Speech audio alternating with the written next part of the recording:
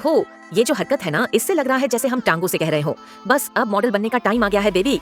वजन कम करने का प्लान तो था, लेकिन ये हरकत देखकर चर्बी ने खुद ही हाथ खड़े कर दिए। बस बहन, अब तो हम जा ही रहे हैं। यार चर्बी ऐसी जिद्दी चीज है ना, जल भी रही है और जा भी नहीं रही। अब तो लग रहा है मैं BBQ ग्रिल बन जाऊंगी। इधर घूमो उधर घूमो, ये वर्कआउट है या चक्करबाजी? कमर भी सोच रही है, ऐसा क्या गुनाह कर दिया हमने। फिर से चर्बी पर अटैक। अब तो वो भी दुआ मांग रही होगी, यार एक मौका और दे दो, मैं खुद निकल जाऊंगी। ये साइड मूवमेंट्स इतनी अजीब लग रही हैं कि बच्चा पूछ रहा था, अम्मी आप सांप बनने की प्रैक्टिस कर रही हो? पतली टांगों का सपना तो सबका होता है, लेकिन ये एक्सरसाइज देखकर टांगे खुद ही थक गईं। अब बस करो, हमें आराम दो। दिल की रफ्तार तो बढ़ गई, लेकिन लग रहा है दिल बोल पड़ेगा। यार ये क्या प्यार है, ऐसा तो ब्रेकअप भी नहीं थकाता। आखिर में आखिरी बार, अब तो चर्बी सोच रही होगी। अच्छा, मैं हार गई, बस छोड़ दो अब।